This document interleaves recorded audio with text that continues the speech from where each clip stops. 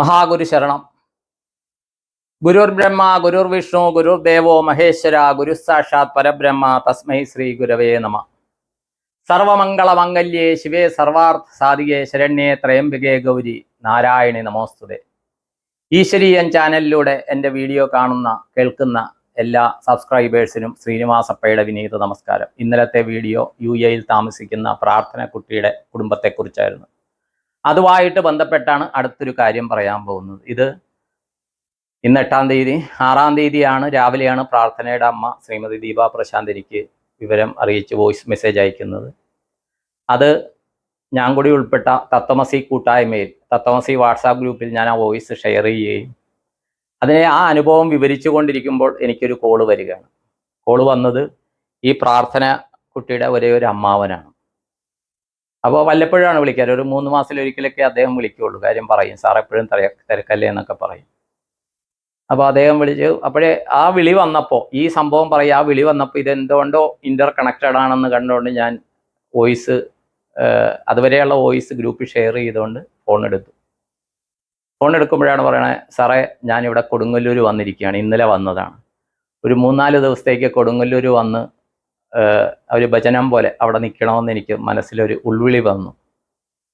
അങ്ങനെ വന്നതാണ്. അപ്പോൾ ഇവിടെ വന്നിട്ട് അമ്മേനെ തൊഴുതിട്ട് ഇവിടെ ആൽത്തറയിലിരിക്കുമ്പോൾ സാറിനെ വിളിക്കണമെന്ന് തോന്നിയിട്ട് ഞാൻ വിളിക്കുകയാണെന്ന് പറഞ്ഞു. എനിക്ക് ഭയങ്കര സന്തോഷം തോന്നി. കാര്യം എന്താണെന്ന് വെച്ച് കഴിഞ്ഞാൽ, പരാശക്തിയുടെ പ്രതീകമായ ദീപത്തെ നോക്കിക്കൊണ്ട് ശുഭംബൗധ കല്യാണി ആരോഗ്യധന സമ്പദ മമ ബുദ്ധി പ്രകാശായ ദീപം ജ്യോതി നമോസ്തുതേ എന്ന ഒരു ധ്യാന ശ്ലോകവും അതിനുശേഷം തുടർച്ചയായിട്ട് ആയുർദേഹി ധനന്തേഹി വിദ്യാന്തേഹി മഹേശ്വരി സമസ്തം അഖിലം ദേഹി ദേഹിമേ പരമേശ്വരി എന്ന ശ്ലോകം തുടർച്ചയായിട്ട് ചൊല്ലിക്കൊണ്ടിരിക്കുവാനും സകുടുംബം എല്ലാവരും ചൊല്ലാനായിട്ട് പറഞ്ഞതിൻ്റെ ആ ഒരു വിശ്വാസ പ്രമാണത്തിൽ മുന്നോട്ട് പോയ കുടുംബത്തിലെ ഒരു കുട്ടി തൻ്റെ ആ മേഖലയിലെ ആപത്ഘട്ടത്തിൽ നല്ല ഉറക്കത്തിൽ ആ ദേവി പരാശക്തിനെ വിളിച്ചപ്പോൾ തത്തുല്യമായിട്ട് മാതാവിന് തുല്യനാണ് മാതുലൻ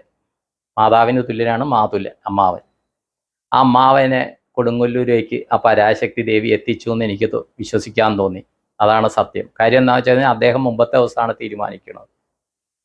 അപ്പോൾ ഞാൻ ഈ വീഡിയോ ഇട്ട കാര്യമൊന്നും അദ്ദേഹം അറിഞ്ഞിട്ടില്ല. അദ്ദേഹം അവിടെ ഒരു ഭജനം എന്നുള്ള രീതിയിലാണ് ഇരിക്കുന്നത്. അപ്പോൾ ഞാൻ ചോദിച്ചു, ഈ ക്ഷേത്രം അവിടെ അതിനു മുമ്പ് പോയിട്ടുണ്ടോ എന്ന് ചോദിച്ചപ്പോൾ ചെറുപ്പത്തിൽ എപ്പോഴോ വന്നതായിട്ട് എനിക്ക് തോന്നുന്നു എന്ന് പറഞ്ഞു. ഒരുപക്ഷെ ചെറുപ്പം എന്നുള്ളത് ചിലപ്പോൾ പാസ്റ്റ് ലൈഫ് കണക്ഷൻ ആയിരിക്കാം. അദ്ദേഹത്തിനോട് പറഞ്ഞൊരു കാര്യം ചെയ്യൂ, നിങ്ങൾ തിരുവഞ്ചിക്കുളം മഹാദേവ ക്ഷേത്രത്തിൽ ചെന്ന് തൊഴാൻ പറഞ്ഞു. അപ്പോൾ ഇന്നലെ വൈകിട്ട് അവിടെ പോയിരുന്നു. കാര്യം ചേരമാൻ പെരുമാളിൻ്റെ കാലം, ആ കാലഘട്ടം തൊട്ട് തിരുവഞ്ചിക്കുളം മഹാദേവ ക്ഷേത്രമുണ്ട് എന്നാണ് പറയുന്നത്. അദ്ദേഹം അവിടെ പോയി തൊഴുത് അദ്ദേഹം പല പ്രാവശ്യം ബ്ലെസ്സിങ് വാങ്ങിച്ചിട്ടുള്ള ഒരാളാണ്. അപ്പോൾ അവിടെ ചെന്ന് കുറച്ച് നേരം ഭയങ്കര ഇതായെന്ന് പറഞ്ഞ് മനസ്സിനും ശരീരത്തിനും സൂക്ഷ്മ ശരീരത്തിനൊക്കെ വ്യത്യാസം മനസ്സിലാകുന്നതായിട്ട് അറിയിച്ചു. അത് കഴിഞ്ഞിട്ട് തിരിച്ചു വന്ന് രാത്രി പിന്നെയും വിളിച്ചിട്ട് പറഞ്ഞു, സാറേ ഒന്ന് ഗുരുവായൂർ പോകണമെന്നൊരാഗ്രഹം, ഞാൻ ഇന്ന് ഗുരുവായൂരേക്ക് കൂടി പോയി ദർശനത്തിൽ പോയി വരാം. ഞാൻ പറഞ്ഞു നല്ല കാര്യം എന്ന് പറഞ്ഞു. അപ്പോൾ ഇതൊക്കെ ഞാൻ പറയാൻ കാര്യം എന്താണെന്ന് വെച്ച് കഴിഞ്ഞാൽ, ഒരു കുട്ടി ഈശ്വരോ രക്ഷതു എന്ന് പറഞ്ഞിരിക്കുമ്പോൾ നമ്മൾ പല രീതിയിൽ ഈശ്വരോ രക്ഷതു പറയും അല്ലേ. ഈശ്വരോ രക്ഷതു പറയും, ഒരു വിഭാഗം ഈശോ മിശിഹായ്ക്ക് സ്തുതിയായിരിക്കട്ടെ എന്ന് പറയും, വേറൊരു വിഭാഗം ലാ ഇലാഹ ഇല്ലല്ല എന്ന് പറയും. ഇപ്പം എനിക്കറിയുന്ന ഒരു ഇതാണ് പറയുന്നത് കേട്ടോ. ബാക്കിയുള്ള വിഭാഗങ്ങൾ എന്ത് പറയുന്നു എന്നൊന്നും എനിക്കറിയില്ല. പിന്നെ ഒരു ഇതാണ് ബുദ്ധം ശരണം ഗച്ഛാമി പറയും. ഓരോരുത്തരും ഓരോ വിഭാഗം പറയും. പക്ഷെ ഇതെല്ലാം എത്തുന്നത് ഒരേ ഒരു മെയിൻ ഒരു ചൈതന്യത്തിലേക്കാണ്. അതിൻ്റെ പേര് പറഞ്ഞാണ് തമ്മിത്തല്ല്. മതത്തിൻ്റെ പേരിൽ തമ്മിത്തല്ലുന്നത്.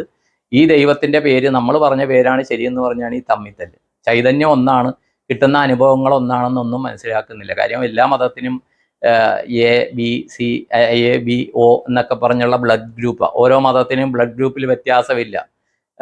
ഏത് മതക്കാരൻ്റെ ബ്ലഡ് ഗ്രൂപ്പും ഏത് മതക്കാരൻ്റെ യൂസ് ചെയ്യാൻ പറ്റും. അതുപോലെ തന്നെ ആരുടെ ഹൃദയം ആർക്കും യൂസ് ചെയ്യാം, ആരുടെയും കരൾ ആർക്കും പകർന്നു കൊടുക്കാം. അതിന് മതത്തിൻ്റെ ഇതിൻ്റെ ഒന്നും വിശ്വാസമില്ല. ബോധത്തിൽ മാത്രമാണ് മതം മനുഷ്യനിൽ വർക്ക് ചെയ്യുന്നത്. ദയവ് ചെയ്ത് നമ്മളെല്ലാം ഈ മാതാവിൻ്റെ മക്കൾ അല്ലെങ്കിൽ ജഗൽപിതാവിൻ്റെ മക്കളാണെന്ന് വിശ്വസിക്കുക. അപ്പോൾ ഇവിടെ പ്രാർത്ഥനക്കുട്ടി തൻ്റെ പ്രാർത്ഥന ആ യൂണിവേഴ്സിലേക്ക് സമർപ്പിച്ചപ്പോൾ തത്തുല്യമായ പ്രവർത്തനം യൂണിവേഴ്സിൽ നിന്നുണ്ടായി. കുട്ടിയുടെ കൂടെയുണ്ട്. പക്ഷേ അമ്മയ്ക്ക് തുല്യനായ മാതുലിനെ ആ യൂണിവേഴ്സ് ആ കൊടുങ്ങല്ലൂർ അമ്മയുടെ നടയിലെത്തിക്കുകയാണ്. എന്തുകൊണ്ട് കൊടുങ്ങല്ലൂർ അമ്മ? അദ്ദേഹം മലയാലപ്പുഴ ദേവി ക്ഷേത്രത്തിൽ പോകുന്ന ആളാണ്. അത് സാധാരണ ആഴ്ചതോറും പോകുന്ന ആളാണ്, അല്ലെ അവിടെ അടുത്തുള്ള ക്ഷേത്രം ആറന്മുള കൃഷ്ണനെ തൊഴുന്ന ആളാണ്. പക്ഷേ ഞാൻ അവർക്ക് പ്രൊട്ടക്ഷൻ ഉണ്ടെന്ന് നീ അറിയണം എന്ന് വെച്ച് കൊണ്ടായിരിക്കാം അദ്ദേഹത്തിനോട് എന്നെ വിളിക്കാൻ പറഞ്ഞത്.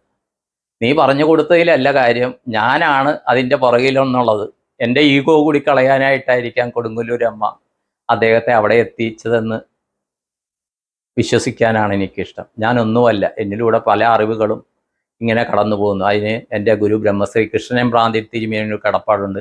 അത് കഴിഞ്ഞ് ഞാൻ ചെയ്ത വിവിധ കോഴ്സുകൾ, അതിലെ ഓരോ ഗുരുനാഥന്മാരോടും എനിക്ക് കടപ്പാടുണ്ട്. അപ്പോൾ ഇത്രയും പറഞ്ഞുകൊണ്ട് ദയവ് ചെയ്ത് നമ്മൾ ഈ ശരീരത്തിൽ പഞ്ചഭൂതാത്മകമായ ഈ ശരീരത്തിൽ നമ്മൾ ഇരിക്കുന്നു, നമ്മൾ വിശ്വസിക്കുന്നു, നമ്മൾ പ്രാർത്ഥിക്കുന്നുണ്ട്. നമ്മൾ ഏത് ജാതി ആകട്ടെ, ഏത് മതമാകട്ടെ, ഏത് ലിംഗമാകട്ടെ, ഏത് ദേശമാകട്ടെ, ഏത് കാലാവസ്ഥയിലാകട്ടെ, നമ്മളെ പ്രൊട്ടക്റ്റ് ചെയ്യാൻ, നമ്മളെ ഈ ശരീരത്തിലേക്ക് എനർജി രൂപത്തിൽ വിട്ട ഈ യൂണിവേഴ്സിനെ അറിയാമെന്നും ആ ഒരു വിശ്വാസത്തിൽ നമ്മൾ ജീവിക്കണമെന്നും. പക്ഷെ അതോടൊപ്പം തന്നെ നമ്മുടെ ശ്രീനാരായണ ഗുരുദേവൻ പറഞ്ഞത് എന്താ പോലെ അവനവൻ ആത്മസുഖത്തിനായി ചെയ്യുന്ന അപരന്യം സുഖത്തിനായി വരണം. പക്ഷേ ഇപ്പോൾ അവിടെ യുദ്ധം നടക്കണം, അവനവൻ ആത്മസുഖത്തിനായി ചെയ്യുന്ന അപരന് ശല്യമായിട്ട് വരുന്ന രീതിയിലാണ് യുദ്ധം നടക്കുന്നത്. അപ്പോഴും യൂണിവേഴ്സ് ഇടപെടും. അപ്പോൾ ആ യൂണിവേഴ്സിൽ പൂർണ്ണമായിട്ട് വിശ്വസിച്ച് അവരവരുടെ കുലാചാരം മതാചാരം അനുസരിച്ചുള്ള വിശ്വാസ പ്രമാണങ്ങളിൽ മുന്നോട്ട് പോവുക. പക്ഷേ ഒരു മതാചാര വിശ്വാസവും മറ്റൊരു മതത്തിനെയോ ആ വിശ്വാസങ്ങളെ ഹനിക്കുന്നതാകരുത്. അത് മാത്രമേ എനിക്ക് അപേക്ഷിക്കാനുള്ളൂ. ഏതായാലും ഒരു സന്തോഷ വർത്താനം ഇന്ന് രാവിലെ സോഷ്യൽ മീഡിയ കണ്ടപ്പോൾ പറഞ്ഞത് 2 ആഴ്ചത്തേക്ക് ഏതായാലും വെടിനിർത്തലുണ്ടെന്നാണ്. അത് ആ വെടിനിർത്തൽ എന്താണ് ശാശ്വതമായ സമാധാനം വരട്ടെ, ലോകം ഐശ്വര്യാഭിവൃദ്ധിയും സ്നേഹവും സന്തോഷവും കൊണ്ട്, തമ്മിലുള്ള വിശ്വാസവും ഐക്യമത്യവും കൊണ്ട്, മതമേതായാലും മനുഷ്യൻ നന്നായാൽ മതി, ഒരു ജാതി ഒരു മതം ഒരു ദൈവം മനുഷ്യൻ എന്ന് ശ്രീനാരായണ ഗുരുദേവൻ അരുളി ചെയ്ത പോലെ തങ്ങൾക്ക് ഈ ഭൂമിയിൽ മനുഷ്യനായിട്ട് ജന്മം നൽകിയ ആ ജഗന്നിധിയാന്താവ്, അത് ഏത് പേരിലും വിളിക്കുക, യഹോവ എന്ന് വിളിക്കുക, അള്ളാഹു എന്ന് വിളിക്കുക, ശിവൻ എന്ന് വിളിക്കുക, കൃഷ്ണൻ എന്ന് എന്ത് വിളിക്കുന്നു എന്നുള്ളതല്ല, നമ്മൾ എങ്ങനെ കാണുന്നു എന്നുള്ളതാണ്. അത് ആ ശക്തിയുടെ അനുഗ്രഹം എല്ലാവർക്കും ഉണ്ടാകട്ടെ. എല്ലാവരുടെയും ജീവിതത്തിൽ സമാധാനത്തിൻ്റെ സന്ദേശം എത്തട്ടെ, സന്തോഷത്തിൻ്റെ സന്ദേശം എത്തട്ടെ, ഐക്യമത്യത്തിൻ്റെ സന്ദേശം എത്തട്ടെ, കെട്ടുറപ്പിൻ്റെ സന്ദേശം എത്തട്ടെ എന്ന് പ്രാർത്ഥിച്ച് സങ്കല്പം ചെയ്തുകൊണ്ട് നിങ്ങളുടെ സ്വന്തം ശ്രീനിവാസപ്പൈ.